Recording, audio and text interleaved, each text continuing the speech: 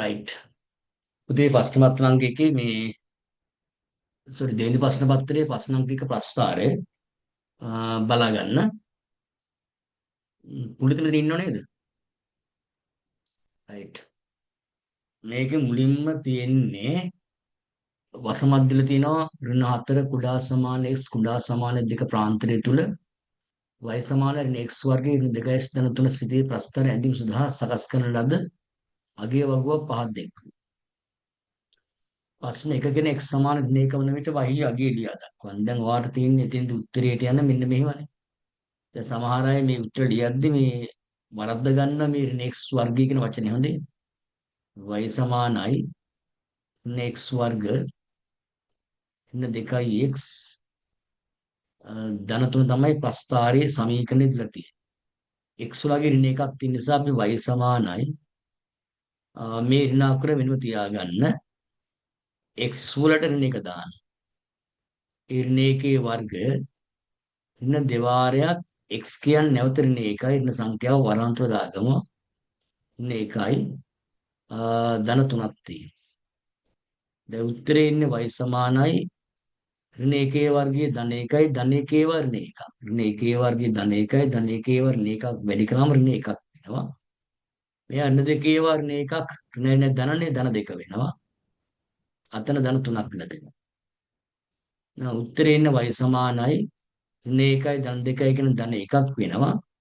ධන 1යි 3යි එකතු වෙන පස්සේ y සමානයි 4 එනවා. ගොඩක් අය කරන්නේ මෙන්න මෙතන පුතේ ඍණ 1 වර්ගය වෙනම අරගෙන ඍණ එකෙන් ಗುಣ කරන්නේ නැතිවි. අර මේ ධන එකක් ආවොත් ඉතින් 6 වෙනවනේ. මම කියේ ඍණ 1 වර්ගය අරගෙන ඒ උත්තරේ මේ ඍණ අකුණෙන් ಗುಣ කරා. දැන් මෙතෙන්ට අපිට ලැබෙන්නේ ධන 4ක්. right.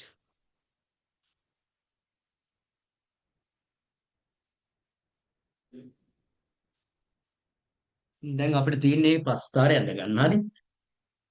ප්‍රස්ථාරයේ පරිමාණය අරගෙන අපි හද කරගමු. මුලින්ම ප්‍රස්ථාර කුලයේ අරගන්නවා.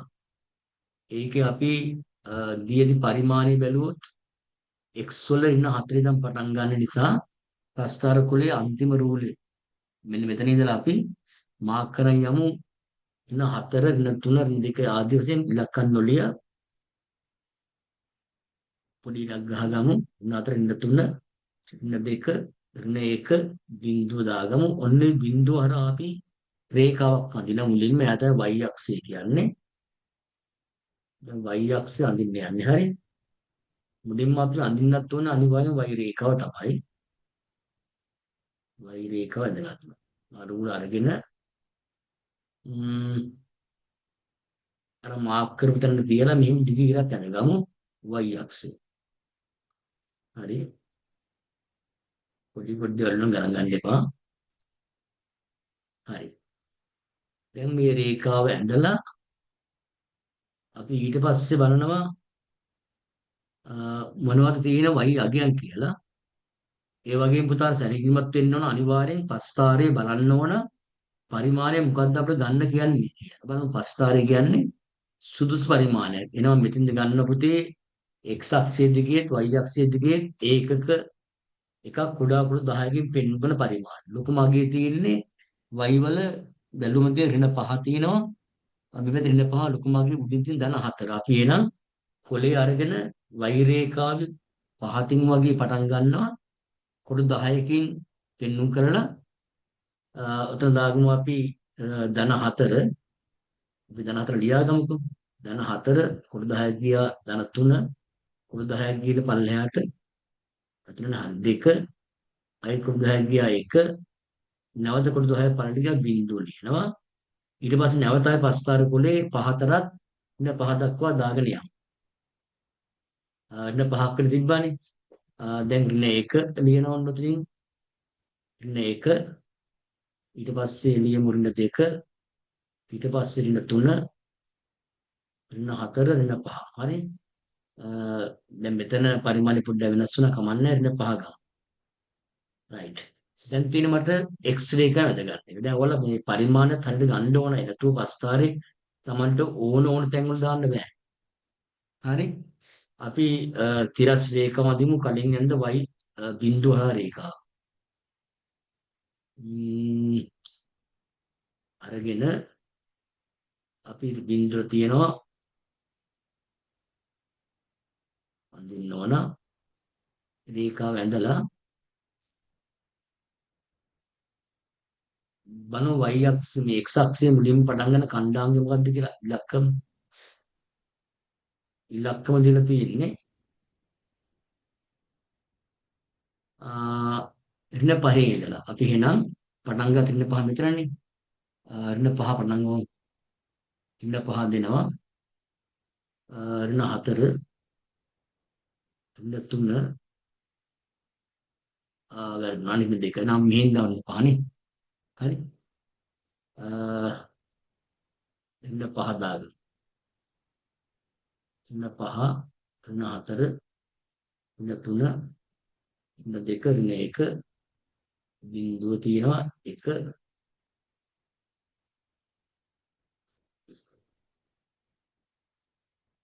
එක දෙක දාමු හරි දැන් හරි දැන් අපිට තියෙන කණ්ඩාංගම දැන් මේ පස්තාර කඩදාසිය තුළ මේ x සහ y අක්ෂ හරියට නිවැරදි ස්ථානේ තියාගන්න ඕන හරි හොඳයි දැන් අපිට තියෙන පරිමාණය අරන් අවසන් දැන් තියෙන ඍණ 4 ඍණ 5 මාක් කරන්න ඍණ 4 ඍණ 5 මාක් කරගමු ඍණ 4 ඍණ 5 රයිට් ඍණ 4 ඍණ 5 ඔන්න මාක් කරා ඊට පස්සේ තියෙන්නේ මොකද්ද බලමු ඊට පස්සේ දීලා තියෙන්නේ ඍණ 3 බිංදුව ඍණ 3 බිංදුව මාක් කරගමු ඍණ 3 බිංදුව ඊට පස්සේ ඍණ 2 අගය හොයා ගන්න ඕන ඍණ 2 අගය දීලා තියෙන්නේ 3 ඍණ 2 අගය 3 තියෙනවා අපි දැන් මාක් කරගන්නවා ඍණ 1 අගය 4 තිබ්බේ ඍණ 1 4 තියෙනවා ඊට පස්සේ බිංදුවේදී අගය බලා ගන්න ඕන බිංදුවේදී අගය තියෙන්නේ 3 නේ බිංදුවේ 3 තියෙනවා බිංදුවේ 3 මාක් කරගන්නවා ඊට පස්සේ එකේදී අගය බලමු එකේදී අගය මම ගන්නේ කරලා ගත්ත එක නේද එකේදී තියෙන බිංදුව එකේ බිංදුව ඊට දෙකේ ඉන්න පහ තියෙන්නේ දෙකේ ඉන්න පහ දවන පස්තාරේ ඇඳලා අවසන් වෙන්න යන්නේ හරි එයා වෙලා යන මේක අද මේකින් කරත් හොඳයි පොඩ්ඩක් වර බලන් ඉන්න පරිමාණය ගන්න හැටි ඒවා හරියට තියෙන්න ඕන දැන් ප්‍රස්තාරේ ඇඳීමේදී යම් යම් දේවල් වෙයි කමන්නේ අපි අඳිමු මේ මාක්ස් ටික අපි හරියට යා කරගමු නෝ ප්‍රස්තාරේ ඇඳින්න ඕන රයිට් ප්‍රස්තාරේ ඔන්න මට පුළුවන් ද ඇඳ පුතේ මේක උනේ හොඳේ පහ දක්වා යන්න එපා දැන් ප්‍රස්තාරේ දැන් මේ පැත්තෙන් යා කරගන්නවා රයිට් දැන් ඔන්න ඔයාලා ප්‍රස්තාරේ වැඩි අවසන් කරගත්ත ඇඳින්න හොඳේ දැන් අපි ඊළඟට තියෙන්නේ ප්‍රස්තාරයේ ඇසුරින් තියෙන ගැටලු උත්තර ලියන්න දැන් ඔන්න මම ප්‍රස්තාරයේ ඇන්දාකරට පැහැදිලි වෙන්නේ ඇති පරිමාණ නිවැරදිව ලබා ගත යුතුයි ඒවා නැතුව අඳින්න බෑ මේක හොඳේ පරිමාණ හැට තියෙන මේ වගේ පස්තාරය ඇඳින්න ඕන මේක xy අක්ෂ නම් කරන්න පස්තාරය නමක් ලියන්න ඕන අනිවාර්යයෙන් දැන් අපෙන් අහනවා ඊළඟට ඍණ 1 කුඩයි සමාන ශීර්ෂයේ කණ්ඩාංක අහන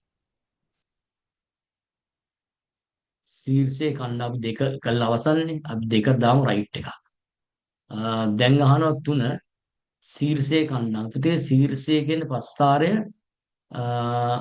නැවෙන තැන ප්‍රස්ථාරයේ හැරුම් ලක්ෂය මෙන්න මෙතන මම මේ පෑනේ පෙන්නන්නේ මෙයා තමයි ශීර්ෂය එයා ඉන්නේ මෙතන 4නේ ඍණ 1 ධන 4 ශීර්ෂයේ කණ්ඩාංක ආවේ ඍණ 1 ධන 4 කියලා අපි ඒක ලියා ගන්න ඍණ 1 ධන 4 ශීර්ෂයේ කණ්ඩාංක දැන් අහන පුතේ ඍණ 1 කුඩයි x කුඩයි 1 පරාසය තුළ සිතේ හැසිරීම විස්තර කරන්න. එතන මේකදී අපිට කියන්නේ ඍණ 1 ඉඳලා ධන 1 දක්වා සිතේ හැසිරීම. ඍණ එකේ ඉඳන් ධන එක දක්වා සිතේ හැසිරීම. මේ ඍණ එක මෙන්න මෙතන තියෙනවා. ධන එක මෙතන තියෙනවනේ. ඔයාලට පේන්න ඕන මෙන්න මේ විදිහට කල්පනා කරන්නකෝ. මේ ඍණ එකේ ඉඳන් මෙන්න මේ ස්ථානයේ ඉඳලා මෙන්න මේ දක්වා. මෙන්න මේ නිල් පාටින් පෙන්න මෙන්න මේ කොටස දක්වා සිතේ හැසිරීම මොකද්ද? ඔයාලට පේන සිතේ මෙන්න මෙතන ඉඳලා මේ පැත්තට අඩු වෙන්න පටන් ගන්නවා. මේ ටික අඩු වෙවි එනවා. ඒ කියන්නේ ස්ථිතේ කොහොමද වෙන්නේ? මේ පරාසය තුල ස්ථිතය ධනව අඩු වෙනවා. ධනව 4 ඉඳලා බිඳුව තෙක් ධන අගයක් සහිතව අඩු වීමක් පෙන්වු කරන්නේ. දැන් ඔයාලගේ උත්තරේ වෙන්න ඕනේ ස්ථිතේ ධනව අඩු වේ කියලා ලිව්වනම් හොඳටම ප්‍රමාණයි. ස්ථිතේ ධනව අඩු වේ. එන උත්තරේ එන්නේ ධනව අඩු වේ. දැන් මේක තමයි ගොඩක් කට්ටිය වරද්දලා තිබ්බේ. හොඳේ. ධනව අඩු වේ. දැන් ඊට පස්සේ අහනවා පහ ඉහත සිතේ y අක්ෂ දිගේ ඉහත සිතය y අක්ෂ දිගේ ඒක දෙක පහළට විස්ථාපනය. විස්ථාපනය කියන තල්ලු කරන් ඉන්න ස්ථානයෙන් පහළට හෝ ඉහළට. නම් මේක පහළට කියන්නේ. ඒක දෙක පහළට විස්ථාපනය කළ විට ලැබෙන නව සිතේ සමීකරණය අපෙන් අහනවා y සමානයි x ධන m වර්ග ධන n ආකාරන ලියන්න. ඉතින් මේක ගොඩක් ලේසි ප්‍රශ්නයක්. බලවෙන මේක ඒක දෙක පල්ලෙහාට මේක විස්ථාපනය කරලා බෙදම් පල්ලෙහාට ඒක දෙකක් එන්න ඕන හරි. ඒ කියන්නේ මෙන්න මෙතන පුතේ 4නේ ඉන්නේ. දැන් මෙන්න මෙතෙන්ට આવොත් ඒක එකයි පල්ලෙහාට ආවේ. මෙතෙන්ට આવොත් ඒක දෙකක් පල්ලෙහාට එනවා. මෙතෙන්ට ආවේ කියන්නේ පස්තාරේ මෙන්න මේ විදිහට මම අඳින්නේ නැහැ. මෙන්න මේ වගේ හැදෙනවනේ නේද? මෙන්න මෙතන ඛණ්ඩාංක වාට එනවා ඍණ එකේ කවුද ධන දෙක කියලා. ඔන්න අපි මේ ඛණ්ඩාංකය ඉතින් අල්ල ගන්නවා. පස්තාරේ ඒක දෙයක් පල්ලෙහාට ආවන් පස්සේ මෙන්න මෙයා ඛණ්ඩාංක. දැන් ওই ඛණ්ඩාංකය ඇසුරු කරගෙන අපිට පුළුවන් මෙන්න මේක ලියන්න. දැන් මෙහෙම ලියන්නේ ඛණ්ඩාංකය අපිට ආවේ ඍණ එකේ ධන දෙකනේ. දැන් ඔන්න ශීර්ෂයේ ඛණ්ඩාංක ලියන්න වෙනවා මේක හදන්න. එයා ලියලා තමයි මේ ගන්න මේ ශීර්ෂයේ ඛණ්ඩාංක වලින් තමයි මේ සමීකරණය මේ ආකාරයෙන් ලියන්න පුළුවන් වෙන්නේ. හරි. දැන් මම සමීකරණයේ හැටියට ගන්නවා y සමානයි x ධන m වර්ග අපෙන් අහන්නේ ඒකනේ x ධන m වල වර්ග වරන් වර්ග තියෙන ධන n ආකාරයෙන් ලියන්න කියන්නේ. දැන් එහෙනම් මට පුළුවන් y සමානයි x ලියනවා මෙතන තියෙනවා ධන m කියන්නේ පුතේ මෙන්න මෙයාගේ. මෙයා තමයි මේ දෙවෙනි එක්කන අනිවාර්යෙන් හැරුම් ලක්ෂයේ උපරිම අගය වෙන්නේ. දැන් මෙයා දානවා ධන 1. මම මේ පුතේ m වලට මේක මේ ලකුණත් එක්ක මේක ගත්තේ. දැන් මෙයා ලකුණ මාරුණයන් පස්සේ තමයි අර අපිට ශීර්ෂයේ ඛණ්ඩාංක කියලා ඍණ 1 ලැබෙන්නේ. සෝරි සමජ රේඛාව ඍණ 1 ලැබෙන්නේ. ධන n කියන්නේ උත්තරේ 2යි. එහෙනම් අපේ පස්තාරේ පිළිතුර අවසන් වෙනවා. ඔන්න ඔයාලට පැහැදිලි ඇති මේක හදාගන්න විදිය. ඔන්න මම ප්‍රස්තාරය ඇඳලා කරලා ඔයා ටික වැඩි පැහැදිලි කරලා දුන්නා. හරිනේ. දැන් මේ තියෙන මෙහිම රේඛාවක් ඇඳුත් එයා සම්මිතික රේඛාව. එයා තමයි අර මෙන්න මෙතන මම ලබාගත්ත m වලට මේ අගය වෙන්නේ. ඉතින් මේක ලකුණු මාරු කරලා ලිවීමක් තමයි සිදු වෙන්නේ. එතකොට මේ තමයි ප්‍රස්තාරය හදන ආකාරය. දැන් මම හිතනවා ඔයාලට පැහැදිලි වෙන්නේ නැති. මෙන්න මෙතනින් පුතේ තව දෙයක් කරන්න ඕනනම් මේ පස්තාරයේ මූල භාවිතා කරලා මේ දෙකෙහි වර්ගමූලය හොයන්න අවස්ථාවකුත් තියෙන පේපර්ස් වල අපි ඒවා අහනවා. ඔයාලට ඒකත් පොඩ්ඩක් අමතව කියලා දුන්නොත් බට ඇහුවොත් එහෙම නේද? අමතරකත් මේ මූල දෙකේ අගය ලබා ගන්න කියලා කිව්වොත් ඔයාට තියෙන්නේ මෙන්න මේ හැඩයට අනිවාර්යෙන් ලියන්න ඕන. ලියලා x ධන 1 වර්ග ධන 2 සමාන කරගන්නවා බිඳුවට සමාන කරලා පුතේ දැන් මෙතන ධන 2 තියෙන නිසා අපිට මූලය ගන්න අමාරුයි. මේ ඍණ 2 වුණා නම් මෙහෙට ගියාම මෙයා දැන් මේ පස්තාරේ තියෙන උපරිමයන්නේ පුතේ මේ ඍණ වෙන්න ඕන. හරි. උපරිමයන්නේ තියෙන්නේ මේ ඍණ වෙන්න ඕන. ඍණ x ධන 1 වර්ගය සමාන වෙනවා ධන 2 ගියාම ඍණ 2 වෙනවා. එයාට එවිට x ධන 1 සමානයි මේ දෙකේ වර්ගමූලයක දෙන්න ගියයි. එවිට මෙන්න මේ කැපෙන ස්ථාන ශීර්ෂයේ ඛණ්ඩාංක මේ පස්තරේ මූල අරගෙන අපිට පුළුවන් වෙනවා මෙයාගේ වර්ගමූලයක් හොයාගෙන අපි මේක අහන්න නම් නිකන් මතක් කිරීමක් කරේ. හරි. හොඳයි. දැන් අපිට පුළුවන් ප්‍රශ්න අංක 2ට යන්න. ප්‍රශ්න අංක 2 බලමු කොයි වගේ එකක් තියෙන්නේ කියලා. හරි. දැන් ප්‍රශ්න අංක 2 තියෙන පුතේ මේ ගාන තියෙන්නේ වාර්ෂික පොඩි අනුපාතයේ ගණනය කිරීම සම්බන්ධයෙන් ගැටලුවක්.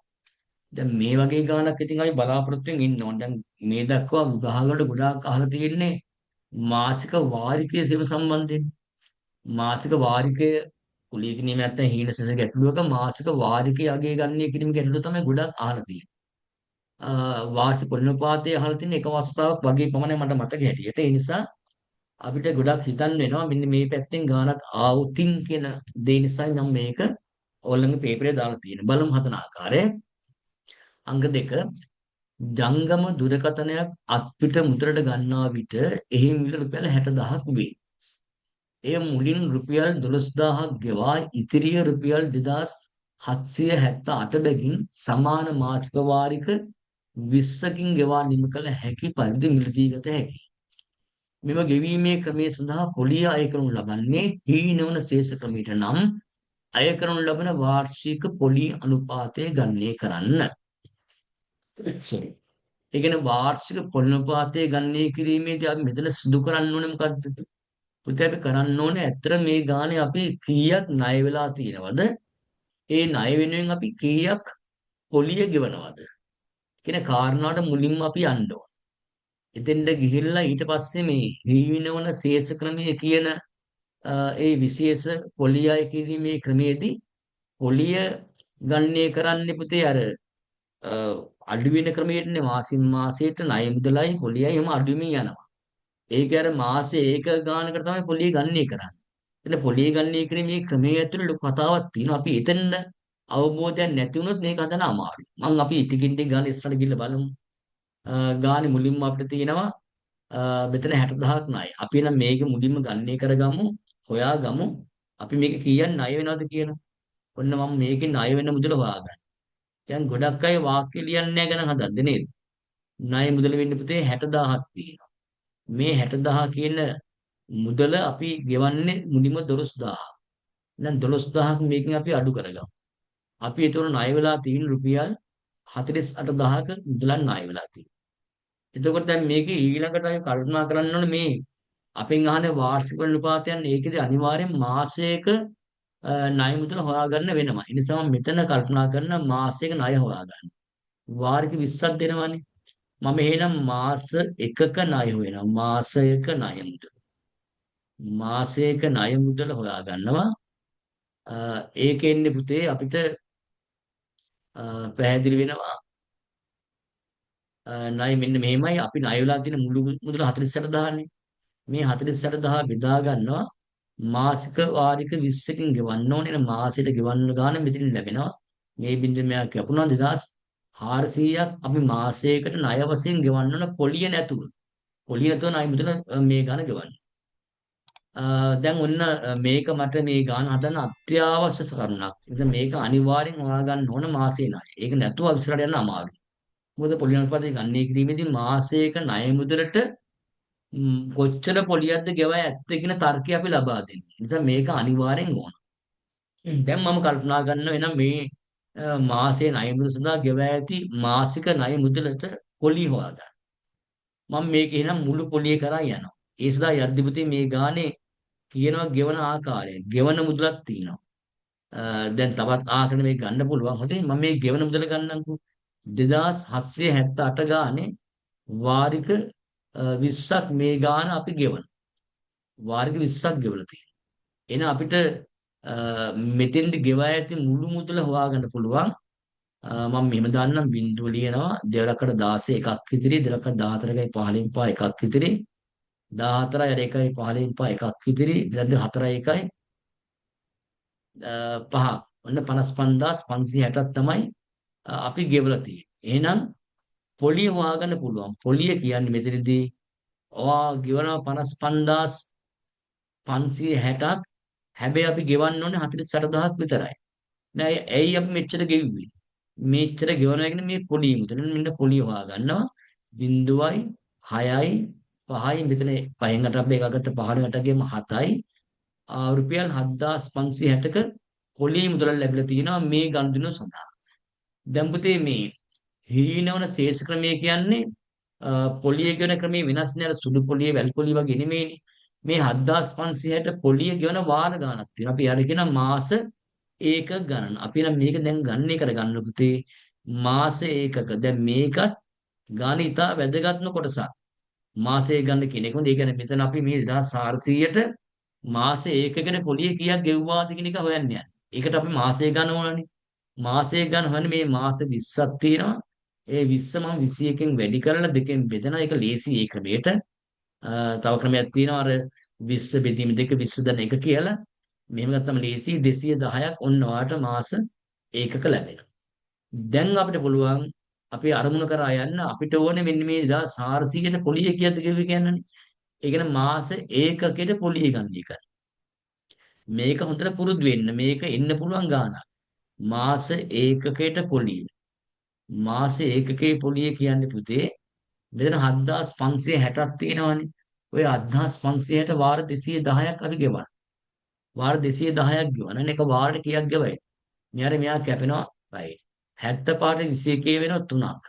21 කරත් 3 පුතේ 66යි නේ. 66යි. තව අපිට ඉතිරි වෙනවා කීයක්ද? 9ක්. 96ට. නෑ 12ක් ඉතිරනේ 6යි. ඉතින් 36 ලබා ගන්න පුළුවන්. ඔන්න අපිට ලැබුණා මාස ඒකකට පොලි රුපියල් 36ක් කියලා. 21 75න් 70 වල 21 වතුන 3ක් 66යි. 66 ඉඳන් අතෙන්ට උත්තරේ ගත්තා නෑ 6 36ක් එනවා. 12ක් ඉතුරුනවානේ. 120 21 6 හරි. එහෙනම් ඔන්න අපි ඊළඟට දැන් අපි උත්තරේ අවසන් කරමු. දැන් අපිට ඕනේ වාර්ෂික පොලි අනුපාතය ලබා ගන්නනේ. වාර්ෂික පොලි අනුපාතය ලබා ගන්නකොට වාර්ෂික පොලි අනුපාතය සමහර විට මේක කරන වාර්ෂික සුළු පොලි අනුපාතික ඒත් මේකම තමයි. දැන් අපි ආරම්භයේ දැක්කා මාසයට ණය වෙච්ච මුදල 2400ක්. එහෙනම් ඔයා බලන්න මෙහෙමයි. මේ 2400ක මාසික ණය වාරිකය සඳහා මාස ඒකකයට පොලිය වශයෙන් 36ක් ගෙවලා මාසීර නෙමෙයි මාස ඒකකයට පොලිය වශයෙන් 36ක් ගෙවලා මාස ඒකකේ පොලිය ගන්නවා. එහෙනම් මේක රුපියල් 100ක් වුණා නම් පොලිය කීයද? දැන් පුතේ මේක 100න් වැඩිකොත් මේක මාසික මෙයත් මාසයක මේක 12න් වැඩිකොත් තමයි මේක වාර්ෂික පොලියක් බවට පත් වෙන්නේ. දැන් මෙතන මම මේ බිඳු දෙකට මේ බිඳු දෙක කපනවා. ලස්සනට කැපෙන මේ 12 වරක් 1යි 24ට 12 වරක් 2යි. දැන් දෙවරක් 1යි 30ට දෙවරක් 18යි. ඔන්න පුතේ වාර්ෂික පොලි අනුපාතය ආව 118ක්. දැන් මෙතෙන්දි මම තව දෙයක් කියන්නම් ඔයාලට. දැන් මේ වාර්ෂික පොලි අනුපාතය ගණනය කිරීමේදී ඔයගොල්ලෝ මෙන්න මේ කියන මුලින්ම ගත්ත මාසයේ ණය මුදල සහ මෙන්න මාසයේ එකකේ පොලිය මෙන්න මේ දෙක තමයි අනිවාර්යෙන් ඔයාලා මුලින්ම හොයාගන්න ඕනේ. මේක හොයන්න ඕන සහ මෙන්න මෙයා හොයන්න. ඔය දෙකෙන් තමයි ගාන යන්නේ. ඒ දෙක ගත්තෙන් පස්සේ බලන්න මේ 1436 යන 100ට කීයද? ඉතින් මේක අපිට සූත්‍රයක් වශයෙන් උනන් දුන්නේ නැහැ මෙන්න මෙහෙම. සූත්‍ර දාලා අහන්න බෑ. සූත්‍රයේ එන විදිහට අනුව උත්තර ලියන්න. මාසයක ණය මුදල මාසයක ණය මුදලට මාසයක ණය මුදලට අපි බලනවා මාස ඒකකයට පොලිය වැඩි කිරීම 100 වැඩි කිරීම 12 මේ තමයි වාර්ෂික පොලි අනුපාතය ගණනය කරන්න භාවිතා කරන සූත්‍රයක් වශයෙන් ගත්තොත් මෙයා. ඉතින් මේකදී ඔයගොල්ලෝ මාස ඒකකයට පොලිය හොයාගන්න නම් මුළු පොලිය හොයාගන්න ඕන මාසයේ ගන්න හොයාගන්න ඕන ඊට පස්සේ දෙක බෙදනවා. මාසයක ණය හොයාගන්න නම් මුළු ණය මුදල ඕන මාසික වාරික ගන්න ඕන. ඒක විදිහට මේ උත්තරේ එනවා. ඔන්න අපිට එනම් ඒ ගානත් දැන් හදාගන්න පුළුවන් වුණා. මම හිතන්නේ ඔයාලට තේරෙන්නේ නැති. අපි දැන් ප්‍රශ්න අංක 3ට යමු. සමගාමී සමීකරණ. විභාගයෙන් අනිවාර්යෙන් සමගාමී සමීකරණයක් අහන්න.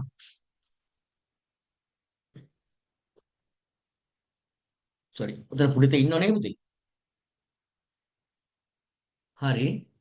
තුන්වෙනි ගානේ තියෙනවා සහන්ට අඹගෙඩි 5ක් සහ දුඩම් ගෙඩි 3ක් නිදී ගැනීමට රුපියල් 700ක් අවශ්‍යයි. නමුත් ඔහු දුඩම් ගෙඩියන් නැවත වෙළෙන්දාට දී ගාන ප්‍රවේශමෙන් කියව ගන්න.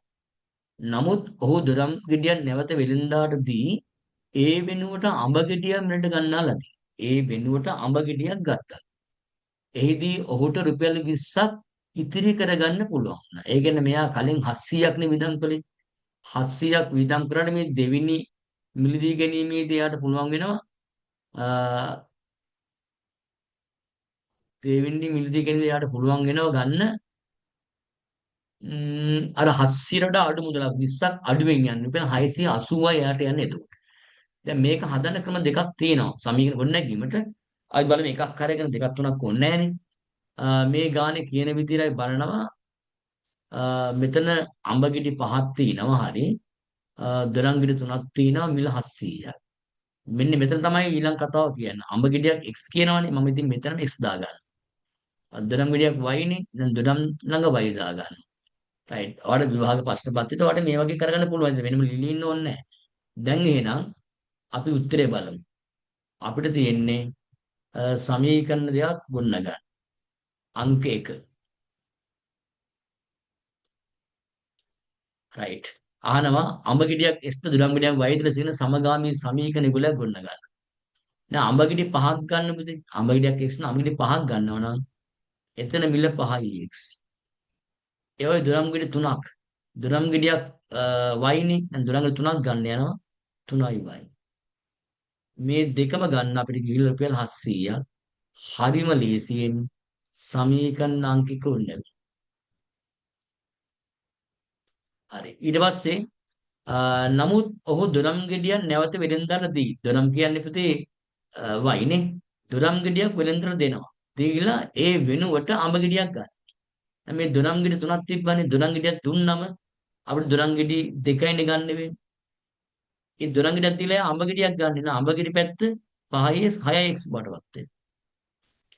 අන්න උතන්ට ඇවිල්ලා අපි උත්තරේ හොයාගන්නවා. මේ දෙක ගන්න පෙර 20ක් අඩුවෙන් යන්නේ 680. දැක්කද මං ගාන හදාගත්ත ආකාරය. දැන් මේක වාටු නම් මේ මුළු සමීකරණයම තව සුළු කරලා දෙකෙන් හරි කමන්න සුළුන මේක තව කුඩා කරගන්න පුළුවන්. කමන්න ඔම තියාගන්න. දැන් සමීකරණේ හරි. දැන් මෙතන ඉන්නවද බලමු. මේ ඉන්න අයගෙන් බලමු මෙතන ඉන්නවා කියලා මලීස ඉන්නනේ. හරි. අවශ්‍ය කෙනා නැහැ. දැන් මේක විසඳ ගන්න ආකාරය මෙහෙමයි.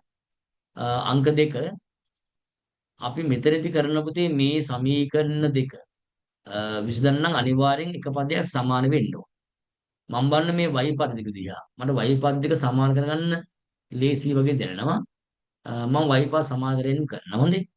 දැන් පළමුවෙනි සමීකරණය වැඩි කරගන්නවා දෙකෙන්. ඒතර උත්තරේ එන්නේ දෙවරක් 5 10යි x දෙවරක් 3 6යි y දෙවරක් 700 1400යි එයා දාගන්න 3 කියලා. පුතේ මෙන්න මෙතන ಗುಣ කරද්දී පොඩ්ඩක් ප්‍රවේශයෙන් ಗುಣ කරන සමහර වෙලාවට මේ ඉලක්කම් පැටලෙන හොඳේ. ಗುಣ කරන එකේ ඉලක්කම් පැටලෙන අවස්ථා වැඩි. දැන් කල්පනායෙන් ඒවා ಗುಣ කරන්න. නැත්නම් ඉතින් වෙන්නේ අපරාධේ හදන්න පුළුවන් ගණන් වරද්ද ගන්න. මම දැන් දෙවෙනි සමීකරණයට යනවා. දෙවෙනි සමීකරණේ ಗುಣ කරගන්නවා මේ y පදයේ සංගුණකයේ තුනේ මට 6 ගන්නල කොහොමද? එහෙනම් දැන් එනවා 3 වරක් 6 18යි. ඊට පස්සේ 3 වරක් 2 6යි. 6යි y. 3 වරක් 680 ඒවා හරියට ගුණ කරගන්න. 3 වරක් 0යි 3 වරකට 24න් 4 දෙකක් ඉතිරි. 3 වරක 18යි 2යි 20යි. 2040ක් ආවා. එයා තමයි අපිට ලැබෙන 4 වෙනි සමීකරණ. දැන් ඔන්න ඒ 4 සමීකරණය අරගෙන දැන් බලනවාට පේනවා මෙතන මේ y පද දෙකේ සංගුණක සමානලන්නේ. දැන් මෙතන 6යි y තියෙන්නේ. මෙයත් 6යි y තියෙන්නේ. ඒවා ප්‍රවේශමෙන් බලන්න. එතන ලකුණු දෙකත් හොඳට බලන්න. ලකුණු දෙක සමානයි. ඒ ලකුණු දෙක සමාන නිසා අපි අනිවාර්යෙන් මේ සමීකරණ දෙක තුන්වෙනි සමීකරණයෙන් 4 අඩු කරනවා. නැත්නම් වට 4න් 3 අඩු කරත් කමක් නැහැ. අඩු කරද්දී ප්‍රවේශමෙන් හොඳේ. මොකද එහෙම කියන්නේ අඩු කිරීමේදී ගණන් වර්ධන අවස්ථා වැඩි. මම දැන් මේක එන අඩු කරන්නේ මෙහෙමයි. පළමු සමීකරණයේ 10යි x තියෙනවා. ධන 6යි y තියෙනවා. ඊට පස්සේ මම අඩු කරන්න යන්නේ දෙවෙනි සමීකරණය. පුතේ අඩු කරන හැම අවස්ථාවකම වරහණක් දාගන්න. හැම අවස්ථාවකම වරහණක් දාන්න ගාන වර්ධින්නේ නැහැ. කොච්චර කිව්වත් සමහර අය වරහණ දාන්නේ නැහැ. ඒ නිසා ගණන් වර්ධින. දැන් මෙතන 1400 තියෙනවා. ඒ 1400න් 2040ක් අඩු කරගන්නත් ඕන. හරි. දැන් මෙතන මම එතකොට මේ වරහණ සුළු කරගන්න යන්නේ 10යි x ධන 6යි y. මෙතන ඉන්න 18යි x වෙනවා වැඩි කරාම අතන ඍණයි ධනයි ඍණ වෙලා ඍණ 6යි වයි වෙනවා. ඒ කියන්නේ අනිවාර්යෙන් පුතේ මේ දෙන්නගේ ලකුණු මාරු වෙලා තියෙන්න ඕන. මේ ලකුණු මාරු නැත්නම් මේක කැපෙන්නේ නැහනේ. ඒකත් අවබෝධයෙන් තියාගන්න. 1400 1440ක් අඩු කරනවා. 1400ක් 600යි. 600යි 640ක් වෙනා මේකත් බලන්න මේ ධන ඍණ තියෙන ලොකු සංඛ්‍යාවක් තියෙන ඍණ 640ක් වෙනවා. එහෙනම් මෙයා ඍණ 640 ලියලා දැන් මෙතන පේනවා කැපෙනවා ආට ධන 6යි වයි ඍණ 6යි වයි. 10යි ඍණ 18යි ඍණ 8යි x වෙනවා. අතන එනවා ඍණ 640. එහෙනම් මෙතන අපිට දෙපැත්තම අතෙන් බෙදුවම x සමානයි 80ක් වෙනවා. ඒ කියන්නේ x කියන්නේ අපිට ලැබෙන අඹ දොරන්ද කියලා බලමුකෝ. ලැබිලා තියෙන්නේ x අඹ ගෙඩියක් කියන රුපියල් 80ක් වෙලා අපි දැන් හොයා ගන්න ඕන දොඩම් ගෙඩිය මිල. අපි මේක ආදේශ කරගමු එකට. එකට හෝ දෙකට හෝ තමට කැමති එකට ආදේශ කරගමු. ඒක කියලා ලියමු. හොඳේ. එක සමීකරණයක් ගත්තොත් අපිට තියෙන්නේ 5x තන 3y සමාන 80. 5x තන 3y සමාන 80. 3y සමාන 700 තියෙනවා. මෙයාගේ 5 වැඩි කිරීම x කියන්නේ පුතේ 80යි. තුන සංඛ්‍යාවක් නෙමෙයිනම වරහන් දාන්නේ නැහැ නිසා 3y සමාන වෙනවා 700ට. මෙයා 400යි 400 ධන 3y සමානයි 700ට. දැන් ඔයාලා දන්න ඉන් එහාට කරන දේවල් 3y සමානයි මේ 700න් 400 අඩු කරාම 300යි y සමානයි 100යි. එතන මේ ගාන අනුව අඹ ගෙඩියක මිල අපිට ආවා. අඹ ගෙඩියක් කියන්නේ x නේද? ඕනේ අඹ ගෙඩියක් x නේ x ආව 80ක් දොඩම් ගෙඩියක් ආව රුපියල් 100ක්. එහෙනම් ලියන උත්තරේ අඹ ගෙඩිය 80යි. අඹ රුපියල් 80ක් වෙනවා. දොඩම් ගෙඩිය රුපියල් 100. දැන් සමහර අය මෙහෙම ලියන්නේ නැහැ. දොඩම් ගෙඩිය රුපියල් 100යි. රයිට් ඒක හරි. ඊට පස්සේ ඒ ගානේ තව මොනවද දෙයක් තිබ්බ දැක්කා. ඒක තියෙනවා මෙන්න මෙහෙම. අඹ හා දොඩම් සමාන ප්‍රමාණ බැගින් ගැනීමට අඹ හා දොඩම් සමාන ප්‍රමාණ බැගින් ලබා ගැනීමට සහන්ත සිටි. සමානව ගන්න. ඒ සඳහා රුපියල් 541 මුදලක් වැය වූ බව සහන ප්‍රකාශ කරයි. මේ ප්‍රකාශයේ සත්‍ය වේද එසේනම් අඹ හා දොඩම් ගෙඩි කීයක් බැගින් ලබා ගත්තේද යන්න හේතු සහිතව පැහැදිලි කරා.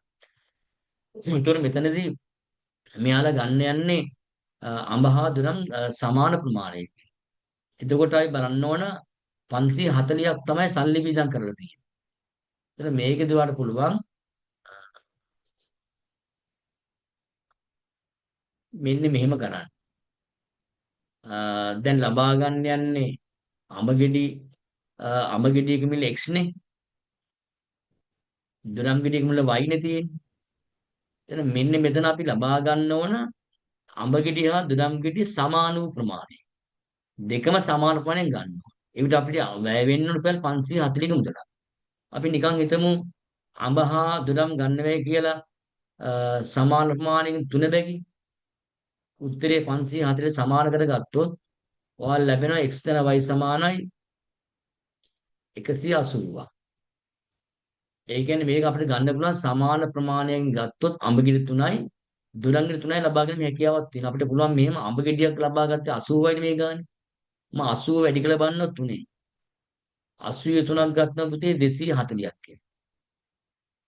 100 3ක් ගත්තොත් උත්තරේ එනවා 300ක්. ඒ කියන්නේ මේ දෙක එකතු 540ක් එනවා. එහෙනම් අපිට අඹ 3යි දොඩම් ගෙඩි 3යි ලබා ගන්න පුළුවන්කමක් තියෙනවා. අඹ 3ක් ගන්න පුළුවන් සහ දොඩම් ගෙඩි 3ක් බැගින් ලබා ගන්න පුළුවන්. මේ තියෙන යට හේතුව මේ විදිහ හොඳට මේ නැත්නම් සමීකරණයක් දාලා හදන්නත් පුළුවන්. රයිට්. අපි එහෙනම් ඊළඟ ගාන බලමුනේ. වර්ග සමීකරණයක් තියෙන්නේ හරි. දැන් වර්ග සමීකරණ විසඳීම කියන එක මේ වෙද්දී නම් පුතේ හොඳටම තියෙන්න ඕන. විභාගයේ ලං වෙලා දවස් 2කින් 3කින් කොට දාන්න බෑ මේවා. ගණන් හදලා පුරුදු වෙලා තියෙන්නයි ඕන මේවා. මේකේ තියෙනවා අරය හතර ගන්නේ ඕක. අරය 5ක් වන ඍජු වෘත්ත කේතුවක ඍජු උස අරයට වඩා ඒකක 4කින් වැඩි. 4කින් වැඩි. ඒතර එහි ඇල උස අරයමින් දෙගුණයක් වේ.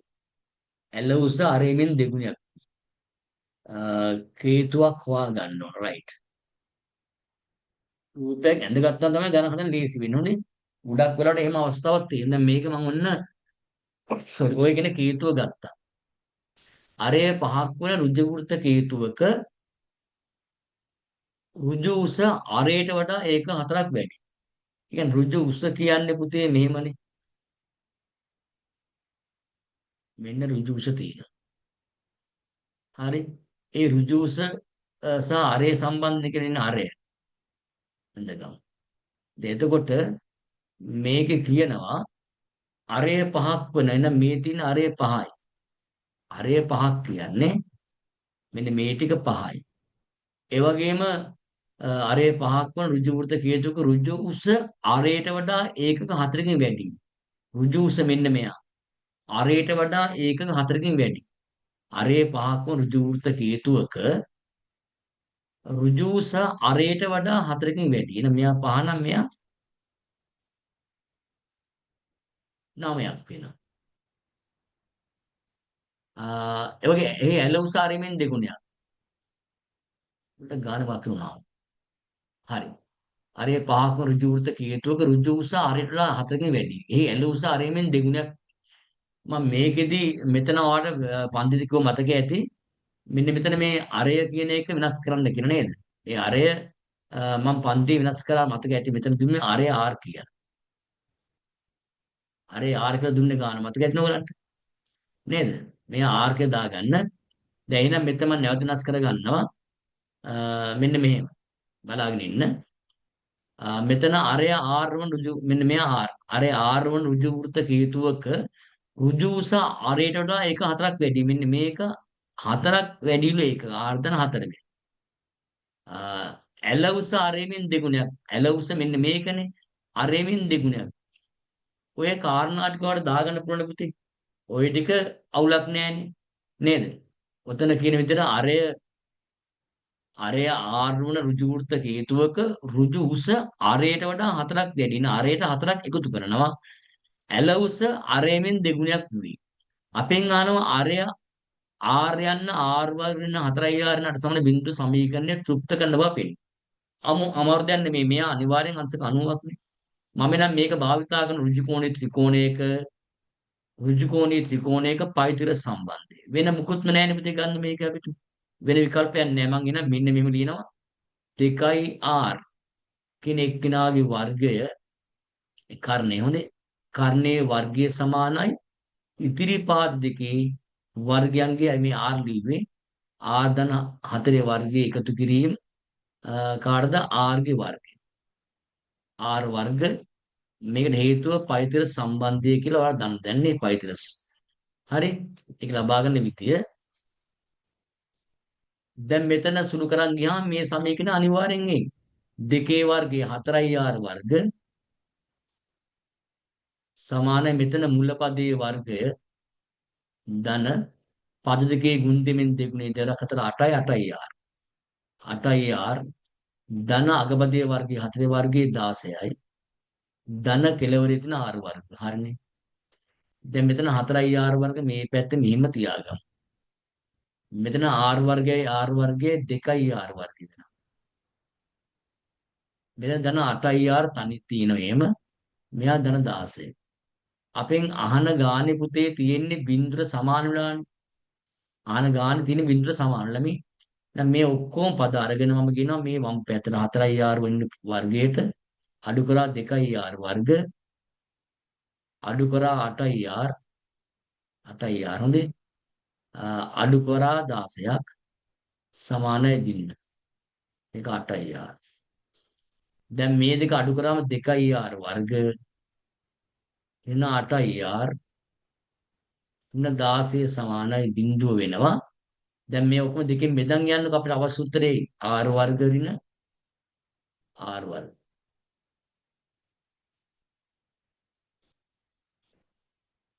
right R සමීකරණය වඩා අනිවාර්යෙන් ලැබෙනවා. ලියන්න පුළුවන් R වර්ග ඍණ 4R දෙකෙන් බෙදන් ගියා ඍණ 8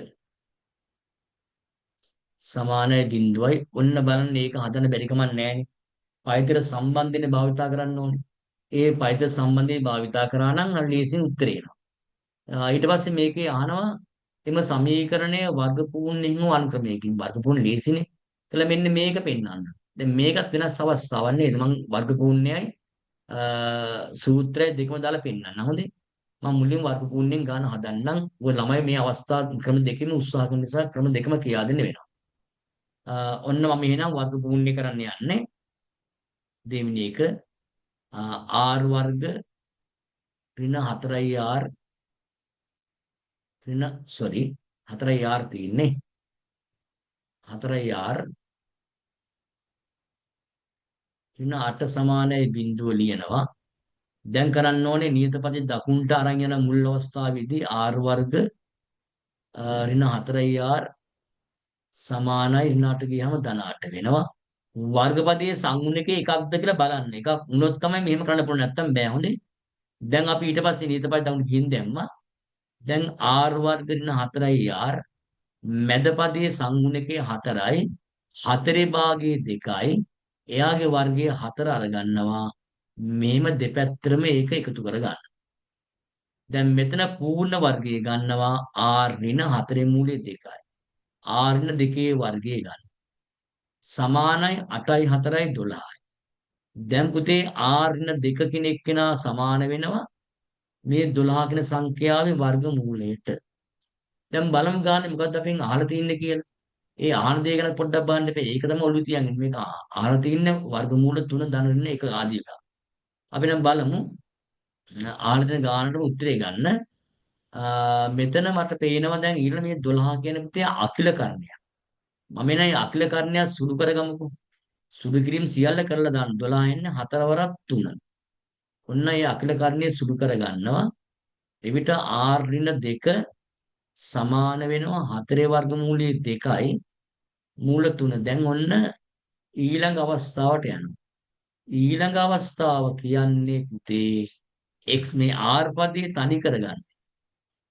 මේ r තියෙන්නේ මේ දෙක එහාට ගියාම ධන 2.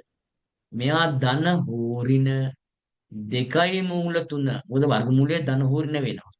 දැන් අපෙන් අහන දෙයට උත්තරේ මේක පේන්නේ නැහනේ. හැබැයි මේ දෙකේ ඉලක්කම සාධකයක්සේ ඉවත් කරාම දෙකට දෙකේවා 1යි ධන හෝරින දෙක දෙකේවා 1යි 1 දාන්න ඕනේ මූල 3 කියා ලැබෙනවා. මෙන්න මෙහෙමයි උත්තරය ආවේ. ඔතන ඉන්න අයකින් එක්කෙනෙක් මේ ගාන හදලා තිබ්බේ නෑ. හරි. ඔන්න ඔහමයි ගාන හැදුනේ. දෙක වාරේ 1 ධන හෝරින 3 වර්ගමූල 3. හරිනේ. ඒකම ආවන්නේ නේද? හරි. දැන් මේක වර්ග පූර්ණී කරන්න බැරි නම් අය පුතේ ඔයාට පුළුවන් භාවිතා කරන්න සූත්‍රය. සූත්‍රය භාවිතා කරන්නම් ඒ සූත්‍රය මතක තියෙන්න. මේ උත්තරෙම ගන්න බලමු. x සමානයි සූත්‍රය ඍණ b ධන ඍණ වර්ගමූල b වර්ග අඩු කිරීම 4ක් ac බෙදීම 2යි සූත්‍රයට මේක දාන්න පුළුවන්. එවිට a කියන්නේ මේ සමීකරණයේ මුල්ම පදයේ ඉන්න සංගුණක 1. b කියන්නේ සමීකරණයේ මෙන්න මේ r වල සංගුණකේ ඍණ 4. 4 නෙමෙයි ඍණ 4. හොඳේ. ඊට පස්සේ c කියන්නේ සමීකරණයේ නියත පදයේ වන ඍණ 8. ධන 8 නෙමෙයි ඍණ 8. හොඳේ. මේ සියල්ල ඔය සූත්‍රයට ආදේශ කළ බලන්නකො. සූත්‍රේ පාඩම් කරන තව මාසයක් පුතේ තියෙනවා නේද? කටපාඩම් කරලා බලන්න ගෙදර බෝඩ් එකක් බිත්තියෙන් ලියා ගන්න. දැන් සූත්‍රෙන් ගන්න හදලා බලමු. x තිනෝ එහෙම සමානයි ඍණ අකුරු එහෙම දාන්න b ඍණ 4යි. ඍණ සංඛ්‍යාවක් ආවොත් පරිස්සමින් එක වරහන් දාගන්න වර්ධින්නේ නැහැ කොහොමද? ධන හෝරින වර්ගමූල b කියන්නේ ඍණ 4යි. ඍණ 4 වර්ගය. මන්ද වරහන් දාගන්න. ඍණ 4 වැඩි කිරීම a කියන්නේ 1යි. c කියන්නේ ඍණ 8යි. දැන් ඉරයට තියෙනවා දැන් සමහර අයට ගණන් හදා යද්දී 8 එක අමතක වෙනවා. හොඳේ. 2 වැඩි කිරීම a කියන්නේ 1යි. දැන් උත්තරේ එනවා පුතේ x සමානයි ඍණයි ධන. අන්න දැක්ක ඍණයි ධන වෙලා ධන 4 වෙනවා. ධන හෝ ඍණ වර්ගමූල ලකුණ ඇතුලේ කවදාවත් ඍණ උත්තරයක් එන්න බෑ. ඍණ සංඛ්‍යාවක වර්ගමූලයක් ගන්න බෑ අතාත්විකයි. හොඳේ. දැන් ඒකත් මම තියාගෙන ඉන්නවොත් ගන්න වැරදි වාද. ඍණ 4 වර්ගයේ ධන 16යි. ඍණයි ණය වැඩි කරාම ධන එනවා. 4ක් එක 4යි 4 වටක් 32යි. ඔන්න අපිට ගානේ අවසාන දක්වා දැන් ටිකින් ටික ලඟ වෙන ආකාරය පෙනී යන්නේ. හරි. දැන් අපිට තියෙන්නේ ඔය වර්ගමූලයේ ඇතුළේ තියෙන සුළු කිරීම කරන්න. x සමාන 4 ධන ඍණ 16 32යි එකතු කරාම 48යි. බෙදීම 2.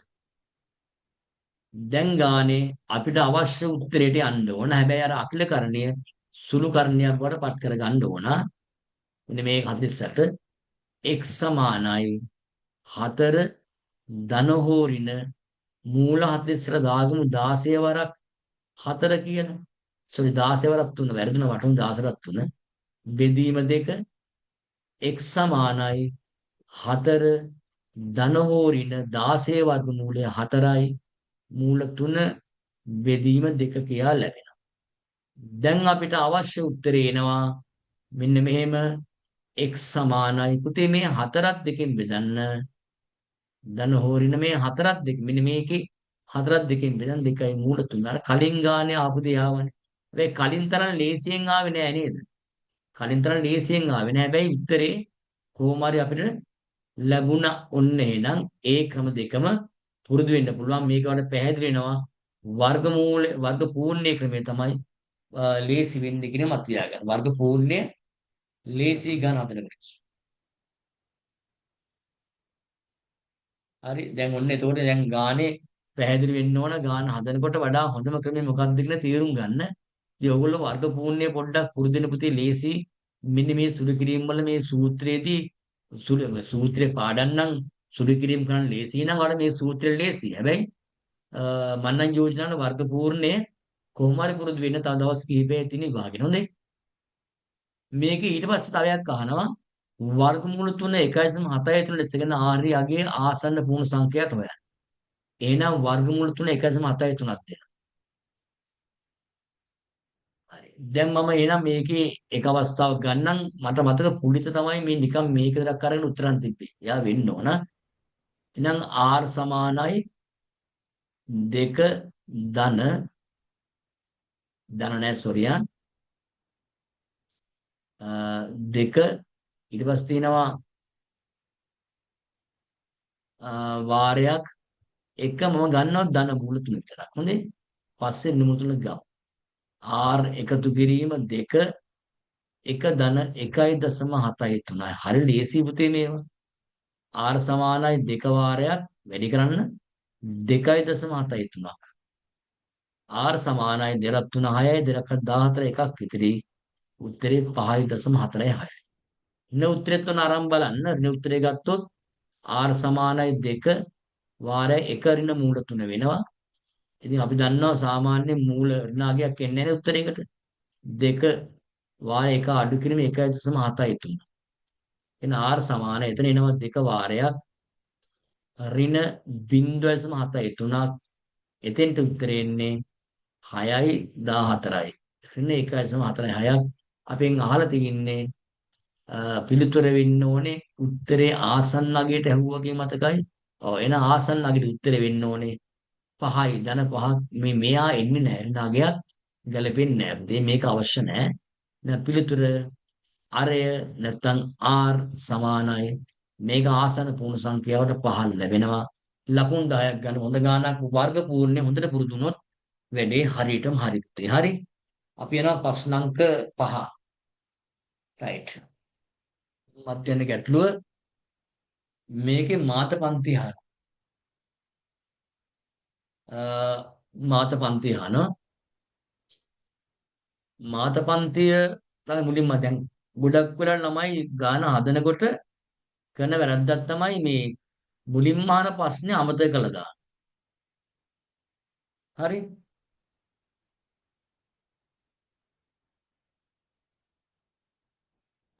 මාත පන්ති කියන පුතේ දී ඇති සංඛ්‍යාතයන්ගේ වැඩිම සංඛ්‍යාතයට අනුරූප පන්ති. 10ට ගෙඩින් එක්කෙනා උත්තරේ 12 ඉරක් 17යි 12යි 17 මාතපන්ති හරි. දැන් ඊට පස්සේ අහනවා මාතපන්තියේ මධ්‍යගයේ උපකල්පිත මධ්‍යන්නේ ලෙසගෙන හෝ අන් ක්‍රමයකින් නෝ දිනකදී විකුණු මධ්‍යන්නේ විතර සංඛ්‍යාව ආසන පුන් සංඛ්‍යාව සොයන්න. දැන් මේක උපකල්පිත මධ්‍යන්නේ භාවිතයෙන් කියලා කිව්වොත් අනිවාර්යෙන් මේක භාවිතා කරන්න ඕන. නැත්නම් ඉතින් ඔයාලට කැමති කෙනෙක් දාන්න පුළුවන්. හරි. උදේ මේක උපකල්පිත මධ්‍යන්නයෙන් හදන එක ලේසි. බලමු ගන්න හදන්න මම මේක. ඔන්න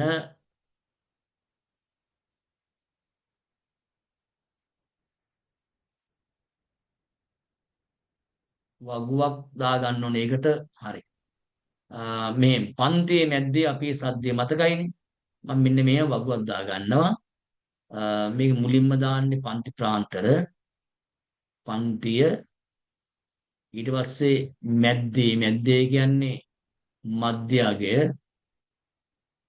පන්ති මැද්දේ අපේ සද්දේ අපේ කියන්නේ අපගමනය සද්දේ කියන්නේ සංඛ්‍යාතය අවසානයේදී මේ දෙකේම එකතුව අපි ගුණිතය ලබා ගන්නවා. හරි.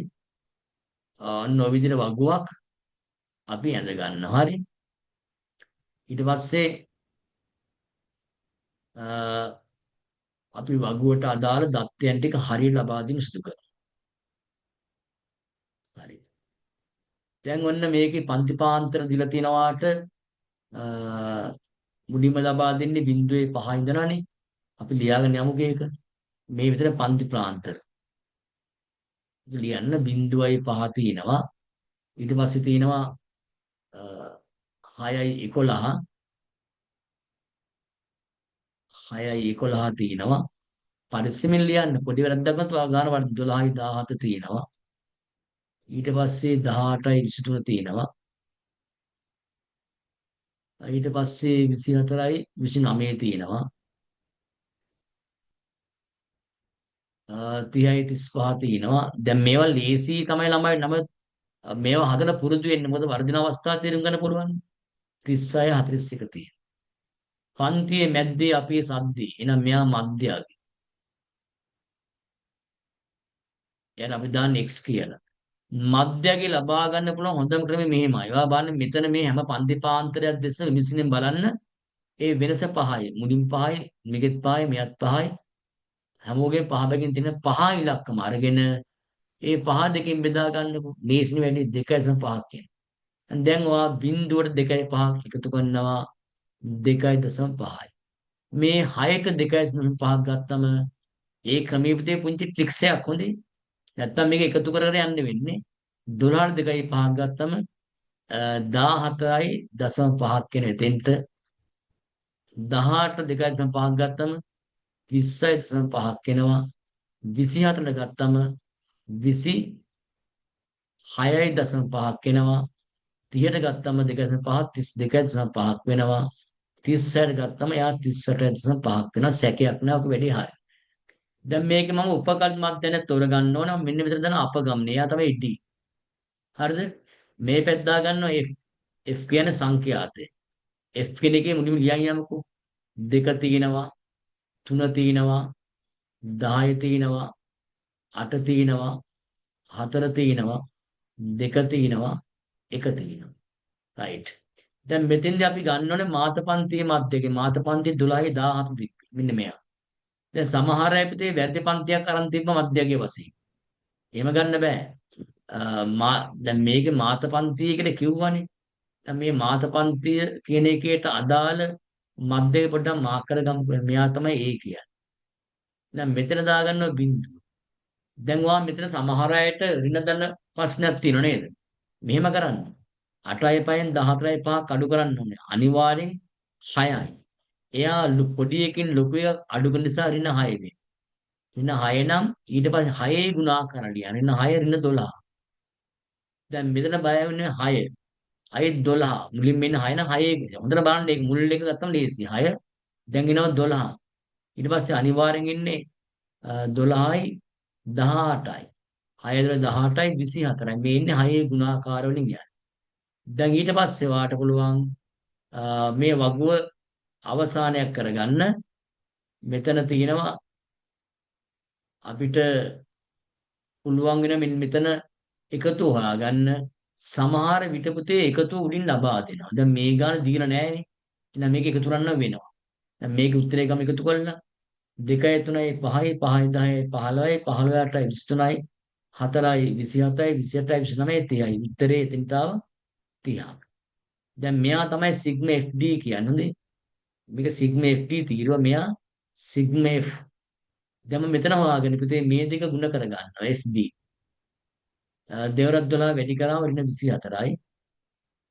තුන්වරක් 6 ඍණ 18යි. 10වරක් බිංදුව බිංදුවයි.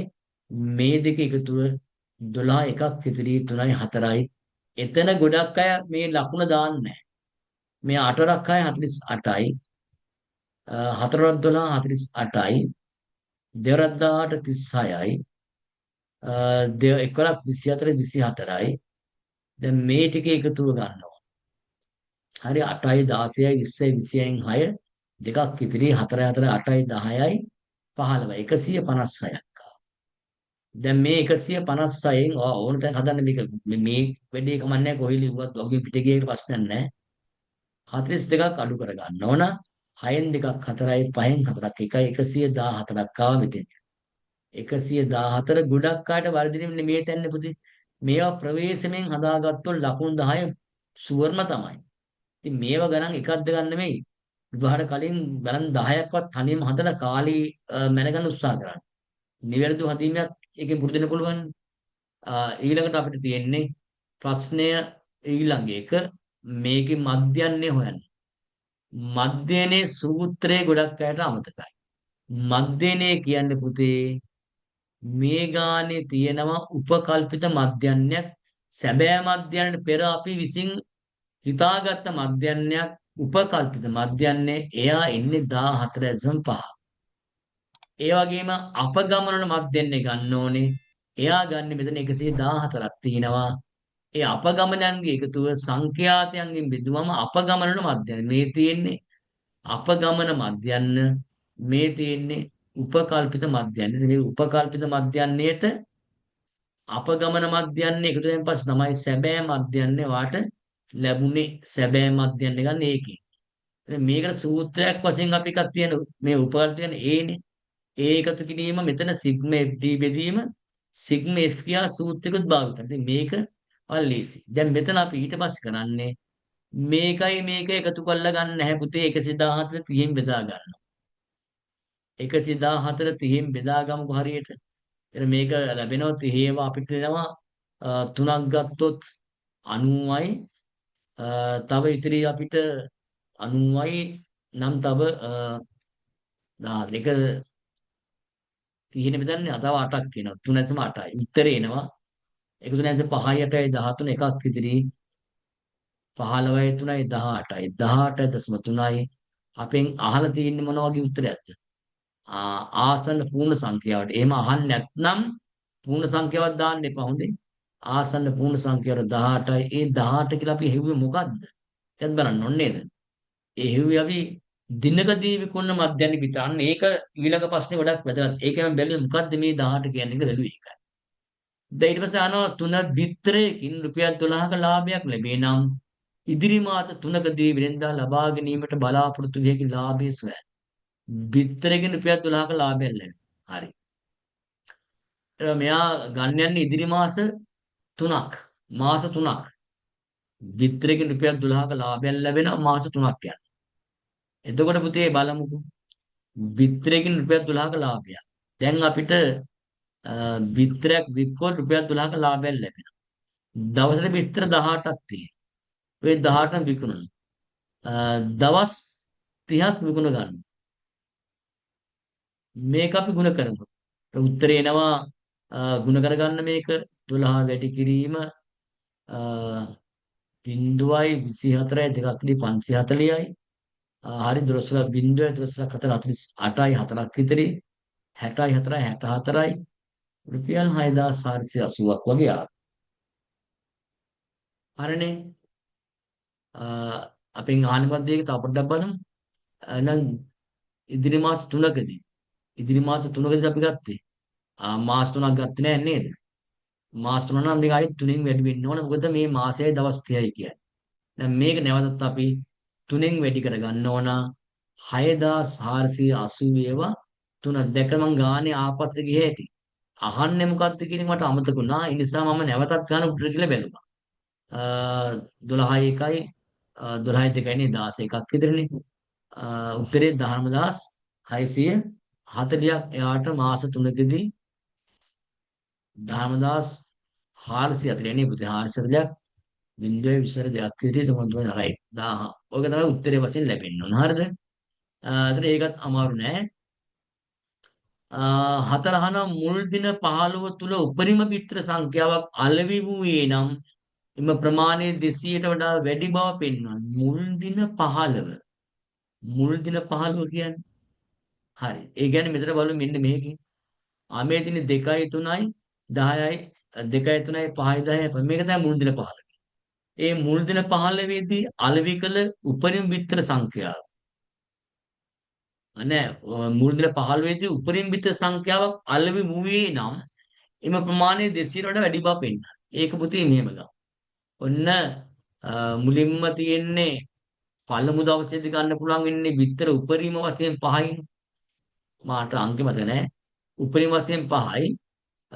දෙවෙනි දවසේ ගන්න පුළුවන් වෙන්නේ කීයද බලමු. සෝරි. පහේ මෙතන පහේ ඒවා 2යි 11 3යි 17 10යි ගන්න. පහේ 2යි 11 3යි 17 10යි. පහේ 2යි නේ කිව්වේ අපි. පහේ 2යි 11 3යි 17 10යි. උත්තරේ මේ උපරිම කැම්පසේ පන්තිපාන්තරයේ තියෙන උපරිමගේ ගත්තොත් හොඳයි. පන්තිපාන්තරයක තියෙන උපරිමගේ දැන් මේක ගත්තොත් මේ උපරිමගේ පහනේ. දැන් මේක විතර විකුණ නැතු ඉන්නත් පුළුවන්. ඕනනම් ඒක මධ්‍යගේ වෙන්නත් පුළුවන්. උපරිමගේ වෙන්නත් පුළුවන්. මේක ආගයන් තුනකින් යන්න පුළුවන්. අවම කිව්වොත් මේ පැත්තේ ඉන්න උපරිම නම් මේ පැත්තේ. අපි ගන්න හදන්නේ මධ්‍යයෙන්. හරි. දැන් බලමු මේ ටික එකතුව 200ට වැඩි දරුද කියලා. 5 රත් 2 10යි. 11 රත් 3 33යි. 17 ද 170යි. 3යි 7යි 10යි 11 එකක් 213යි 200ට වඩා වැඩි 213. හරි නේද? අන්න එහෙම උත්තරේ ගන්න සමහර අය 15වත් 18ට වැඩි කරලා තිබ්බ ඒක ගන්න බෑ. උපරිමවම කතාවත් හරියට තේරුම් ගන්න මේ එන ටර්ම් ටෙස්ට් එකත් ඔය ගණක් අහන්න හැකියාව තියෙන ඕන තරම් හොඳේ. රයිට් ඔන්න ප්‍රශ්න පහක් වෙන්න අපි හැදුවා. දැන් අපි යනවා ඊළඟට තව ප්‍රශ්නයක් හදන්න 6. 6 තියෙන්නේ පුතේ ත්‍රිකෝණමිතිය ගානක්. අය බලමු මේක කොහොමද හැදෙන්නේ කියලා ඒ ගාන. ත්‍රිකෝණමිතිය ගාන හදන්න මට වගුවක් හොයා ගන්න ඕන. පොඩ්ඩක් ඉන්න වගුවන්නේ නමක් ගන්න මේ ගාන. වගුවක්. හරි. මෙහෙමයි තියෙන්නේ. කමන්න පොඩි ගන්න තියෙන අවුරුදු 53 බලමු. සමතා බිමක සිටුවා ඇති AB සිරස් කණුවේ A පාමුල සිට මීටර් 10ක් දුරින් පිහිටි D නම් ලක්ෂයක සිට බලන විට AB කණුවේ හරිමැද පිහිටි C නම් ලක්ෂයක ආරෝහණ කෝණය අංශක 53 ලෙස පෙනේ. පෙනේ කොහොම ණයෙක් මතක්. සෝරි. රූපසටහන පිටපත් කරගෙන ඉහත තොරතුරු නිරූපණය කරන්න. එතකොට පිටපත් කරන්න කියලා කිව්වනේ. දැන් මෙහෙම අපි එන්දගම ටික ලොකුට සාමාන්‍ය පුතේ අපි ජ්‍යාමිති අභ්‍යාසයක් කරද්දී ඒවා ටිකක් ලොකෝ රූප ඇඳ ගන්න.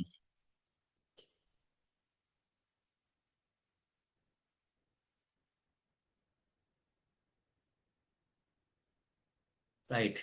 මෙයාගේ මෙතන B අකුර තියෙනවා. මෙයාගේ C අකුර තියෙනවා. මෙයා A අකුර. මෙයා D. සමතලා බිම පිටවා ඇති AB සිරස්.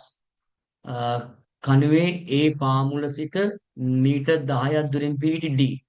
නම් මීටර් 10ක්. දුරින් පිහිටි D ලක්ෂයක සිට බලන විට AB කණුවේ හරිමැද පිහිටි. නම් මෙයා හරිමැද නම් මේකයි සමානයි. හරිමැද පිහිටි C නම් ලක්ෂයක ආරෝහණ කෝණය 53. මෙන්න මේ කෝණය 53යි. 53යි එක පෙන්නවා. අංක එක අපි කරලා අවසන්දී. මේ පැත්තෙන්දී මේක කරයි කියලා. 2 C ලක්ෂයේ පිහිටා ඇත්තේ AC ද කොපමණ උසකින්ද? සීලක්ෂයේ තියෙන්නේ ඒ ඉඳන් කොච්චර උසකින්ද මේ AC දිග අහන්න. රයිට්. මේ දුන්න කොනේ 53යි අහන්නේ AC නේ. දැන් මේ තියෙන පුතේ සම්මුඛ පාදය. මෙයා බද්ධ පාදේ AC නේද? එහෙනම් අපි දෙකට උත්තරේ ගමු මෙන්න මේ හැන්දිය මේක. එනවා tan සම්මුඛ සබටෑන් tan අංශක 53 සමාන සම්මුඛ පාදය AC. අපි AC හොයන්න ඕනේ. බද්ධ පාදයේ 10 ලේසි ගුණ කිරීමක් තියෙන්නේ. 53 බැලුවම උත්තරේ එන පුතේ 1.32යි 7යි මේ tan ලෝග බලද්දී කල්පනාවෙන් බලන්න 45 උඩින් අගයන් ගොඩක් 1යි තමයි එන්නේ. ඊට පස්සේ වැඩි වෙන්න ටැන්ජන් අගයන් වැඩි වෙන කෝණේ වැඩි වෙන ආකාරයට අනුව 1.32යි 7යි බිඳුවක් ආවා. 1.32යි 7යි බිඳුව සමානයි AC බෙදීම 10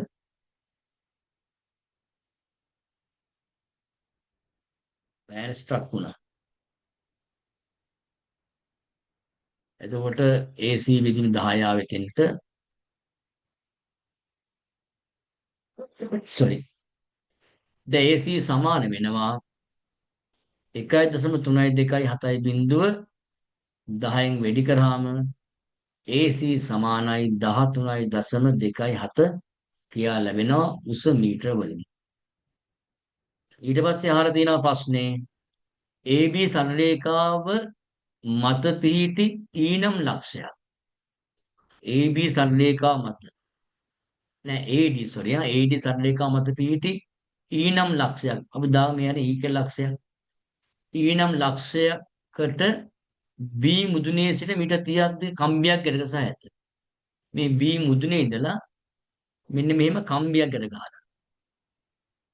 ඒ කම්බියේ දිග මීටර කීයක්ද කියන්නේ 30යි. කම්බියක් ගැට නැත්නම් AEB කෝණයේ විශාල මෙන්න මේ කෝණය. AEB කෝණයේ විශාලත්වය අංශක 60ට වඩා වැඩි බව පෙන්වනවා. මම ඒක මෙතින් ගන්න පුතේ අයි පල්ලයට යන්න අකමන්නේ යමුනේ. මෙන්න මෙහෙම බලමුකෝ. right. දැන් මෙතන මේ තියෙන මේ E අකුරුනේ AE මේ 10 මීටර දාති. මෙන්න මෙයාට මෙයා සම්මුඛ පාද මෙයා කර්ණය. මේ තියෙන සම්මුඛ පාදේ මේ කොනට හරිනේ මේ සෑම දාලා දෙන්න දෙනවා කලින්. මෙයා කර්ණය. දැන් මෙන්න මේ දිග මට ආවා AC දිග 13.27. එහෙනම් ඒ වගේ දෙගුණනුත් AB කියන්නේ. AB දිග ගත්තයි මට 13.27 ඒවා දෙකක්. ඒ දිග අපි දන්නවා. උත්තරේ 14 එකක් ඉතිරි 5යි. 26 5 4ක් ආවනේ AB දිග මීටර වලින්. මේ ටික අපිට 26 5 4ක් ආවා. හරි. මෙන්න මේ ටික සම්පූර්ණයෙන්ම 26 5 4යි. වනේ කැලිච් කැත. දැන් එන අපි ලියනවා සම්මුඛ පදයේ කන්නේ sin. sin x සමානයි 26.54 සම්මුඛ පාදයේ බෙදනවා කර්ණයේ තියෙන 26.54 තියෙන බෙදා ගන්න. sin x සමානයි බෙදලා ගමු උත්තරේ බෙදන්න ඕනේ. බෙදීමක් තියෙනව නේද? 26.54 26.54 තියෙන බෙදමු. මෙයාට උත්තරේ 0යි 265ට 8ක් වගේ එනවා. දශම 4ක් වෙන බෙදන්න. 240යි 154ක් එනවා. 154ට තියෙනවා 30 8ක් ගත්ත හැකි එතෙන්ටත් 150යි 4ක් ඉතිරි 40ට ගන්නවා එකක් පෙර තියෙනවා. පොඩ්ඩක් ඉන්න.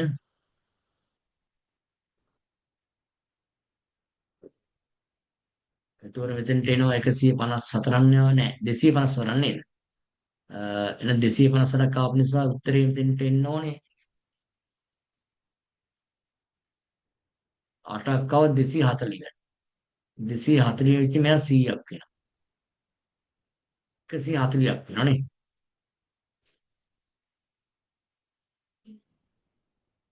හතරක් ලැබෙනවා. 120යි 120ට 30ව 4ක් කියලා නේ. උත්තරේ එනවා 8.8 උත්තරයක් අපි දාගමු මේක. ලැබෙනවා 0.8 4යි මට මේක වැරදුනා.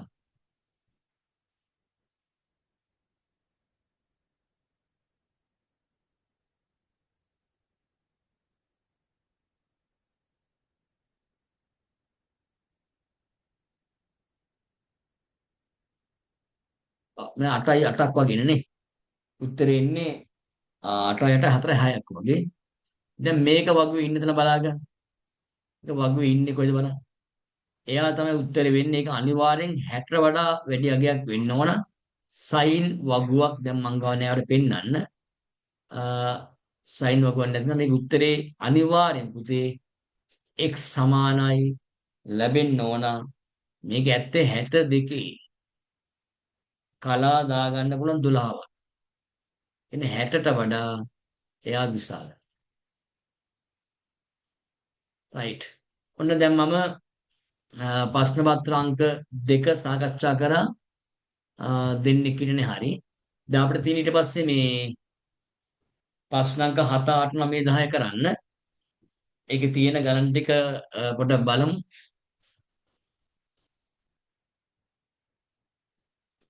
දැන් තියෙනවා ඊළඟට තියෙන්නේ පුතේ 7 වෙනි ගාන සමාන්තර ශ්‍රේණි ගානක් 8 නිර්මාණයක් කොහොමද ගණන් ටික තියෙන්නේ. හ්ම්. මේකේ මම දැන් මෙන්න මේ 12 එක හදලා ඉන්නම්කෝ දැන් ටිකක් මහන්සි වගේ හොඳේ 12 හදමු අන්තිම මං පස්සේ කියා දෙන්නම් හොඳේ ජාම්තිය හදන්න තියෙනවා ඒ ටිකත් කරමු පස්සේ ඊට මං දාන්න ඒ ටික කරලා මෙන්න මේ කුල ගාන පොඩ්ඩක් බලන්න ලීසි ගණන් සමහර අය ගාන හැදුවේ නැහැ බලමු 12 එක්තරා ගුවන් ඛණ්ඩයක 70ක පිරිසක් අතරින් ගුවන් පියාසරි කවුද මෙසේජ් එකක් දැන්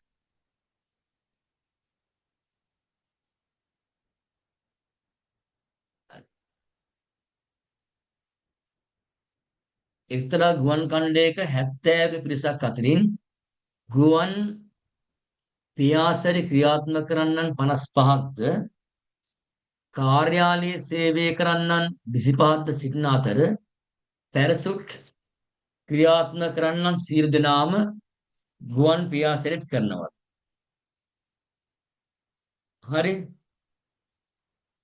එතකොට දැන් මේකේ අයිබලු ගන්න එක්තරා ගුවන් ඛණ්ඩයක 70ක පිරිසක් අතරින් ගුවන් පියාසරි ක්‍රියාත්මක කරන්නන් 55ද කාර්යාලයේ සේවය කරන්නන් 25ක්ද සිටින අතර පැරසුට් ක්‍රියාත්මක කරන්නන් සියලු දෙනාම ගුවන් සැරි ක්‍රියාත්මක කරන්නන් වෙති. ඉතින් කාරණයන් තුනේම නොදෙන්නම් ගන්න 6. AB කුලක නම් කරන්න. මේකෙදී AB කුල නම් කරද්දී වාට ගන්න වෙන්නේ මෙතන උපකුලකයක් පේන්න තියෙනවා. ඒ තමයි අතන පැරසුට් ක්‍රියාත්මක කරන්නන් සියලුම දෙනා. ඒ කියන්නේ පැරසුට් තමයි කුඩා කුලක වෙන්නේ. නේ B තමයි පැරසුට් කියන්නේ. ඒක හරි අනිත් අය මොකද්ද? එනවා ගුවන් මේකළු ගුවන් පියාසයි. ඒක හරි. එක කරලා ඉවරයි දෙක ඉහත වෙන් රූප සටහන ඔබේ උත්තර පත්‍රයේ විපත් කරගෙන දී ඇති තොරතුරු ඊට ඇතුළත් කරන්න මේව දාන්න ඕනේ. ඒ කියන්නේ දාමු අපි දැන් මේක කියන සර්වත්ත කුලකේ මුළු කණ්ඩායම 70ක් කියන. පියාසරි කියා මේ ගුවන් පියාසරි ක්‍රියාත්මක කරන 55යි නම් මෙන්න මේ විසාරවම 55යි. කාර්යාලයේ සේවය කරන 25යි. කාර්යාලයේ මෙන්න මෙතන 25යි. මොකද මම මෙහෙම දාන විදිහ මේ කාර්යාලයේ සේවය කරන අයගෙන් සමහර අය ගුවන් පියාසරි කරන්න පුළුවන්. ඒ වගේම ගුවන් පියාසරි කරන්න පුළුවන් කාර්යාලයේ සේවයක් කරනවා. පැරසුට් වල ඔක්කොම ඉන්නත් පුළුවන් නිසා ඒව දාන්න. රයිට් ඊට පස්සේ කියනවා මේ තුනෙන් එකක්වත් නොවන කට්ටිය 6යි. ඒකත් හරි. දැන් ලකුණු ටික ටික එනවන්නේ. ලේසිනේ. 3 පැරසුට් ක්‍රියාත්මක කරන කාර්යාල සේවකයෝ 7යි. පැරසුට් මේ පැරසුට් මෙතන තියෙනවා. මේ පැරසුට් ක්‍රියාත්මක කරන කාර්යාල සේවකයෝ 7යි කියන්නේ මේ මැද. 7 දෙනෙක් සිටිති එකත් ලේසි. සිටිති කාර්යාලයේ සේවයෙන් නියුක්ත පැරසුට් ක්‍රියාත්මක නොකරන ගුවන් පියාසරි ක්‍රියාත්මක කරන්නන් ගන්න සොයන. හරි. බලමුකෝ සිටිතේ කියනවා කාර්යාලයේ සේවයේ නියුක්ත වෙන්න ඕන. අනිවාර්යෙන් කාර්යාලයේ සේවය කරන්න ඕන. ඒ වගේම පැරසුට් ක්‍රියාත්මක කරන්න බෑ. කාර්යාලයේ සේවය කරනවා පැරසුට් ක්‍රියාත්මක කරන්න බෑ. ඒ කියන්නේ කාර්යාලයේ සේවය කරන අය මෙතන මේ පුංචි රවුම ඉන්නවා. පැරසුට් ක්‍රියාත්මක කරන්න අය මෙන්න මෙතන. එහෙනම් ඔය කියන පිරිස පැරසුට් මේ කාර්යාලයේ සේවය කරන්න ඕන පැරසුට් ක්‍රියාත්මක කරන්න බෑ. එහෙනම් මෙන්න මෙතනයි මෙන්න මේ දෙක ඔය කියන්නේ. තේරෙනවද? කාර්යාලයේ සේවයේ නියුක්ත පැරසුට් ක්‍රියාත්මක නොකරන මේ මම මේ පෙන්නුම රවුම තියෙන ඒ රවුමේ ඉන්න බෑ. ඒ කට්ටිය ඉන්න ඕනේ මෙන්න මෙතන සහ මෙතන. නොකරන ගුවන් පියාසරි ක්‍රියාත්මක කරන්නම් ගන්න. අන්න ගුවන් පියාසරි ක්‍රියාත්මක කරන්න ඕනේ. ඒ කියන්නේ කාර්යාලයේ සේවය කරන පැරසුට් ක්‍රියාත්මක නොකරන ගුවන් සැරි පියාසන කරන අය මම මේ පෙන්නුම් කරන්නේ මෙන්න මේ පෙන්නුම් කරන තැන ඉන්න ඕනේ.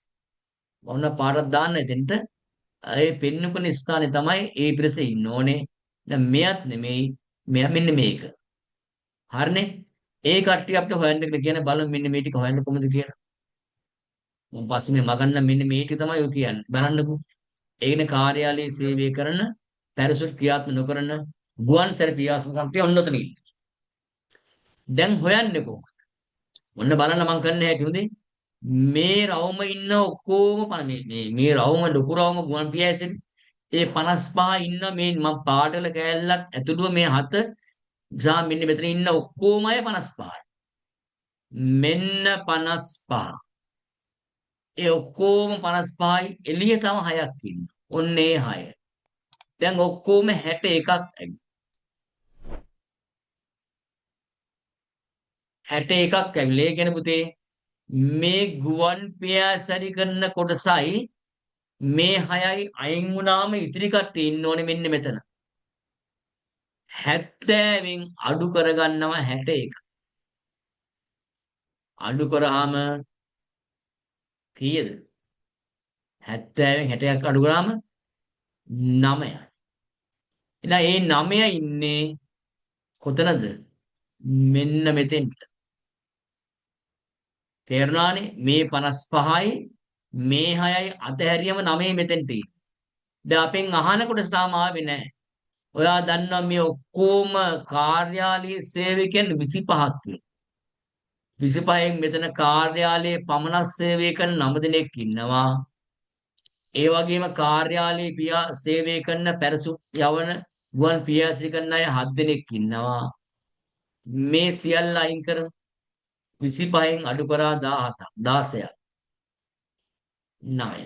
now උත්තරේ මෙන්න මෙතෙන්ට එන්නේ 9යි පිළිතුර 9. ඊට පස්සේ මෙතන මේක මකලා දාන්නම් ඊළඟ අගුණක් තියෙනවනේ.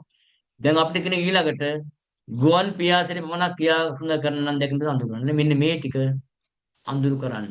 දැන් බලන්න මේ වෙන් රූපේ විශේෂත්වයක් තියෙනවා. අපිට අවශ්‍ය නැති ඉලක්කම් හොයන්න ගියේ නෑ. මම මේකේ හොයන්න ගියේ නෑ. මට වැඩක් නෑ ඒකේ. ඉතින් මට අනවශ්‍ය ලිව්වේ නෑ. රයිට්. ලකුණු 10ක් ඒක ලේසියෙන් ගන්න පුළුවන්. පුතේ දැන් ඔන්න මම ඒ ප්‍රශ්න පස්ත්‍රේ ප්‍රශ්න 6 7ක් සාකච්ඡා කළා. දැන් අපිට තියෙන්නේ තව ඉදිරි ප්‍රශ්න කරන්න. ඒක මම දැන් කරන්නේ නෑ. හොඳේ. අපි ඒක පස්සේ මිනිස්සුරේ කරමු. හෙට රෑ වගේ කරමු. ඒක ඊට පස්සේ ප්‍රශ්න හදන්න ඕගොල්ලෝ හෙට රෑ 10ට වගේ පොඩ්ඩක් පුළුවන් නම් එන්න අනිත් විභාගෙ නේද?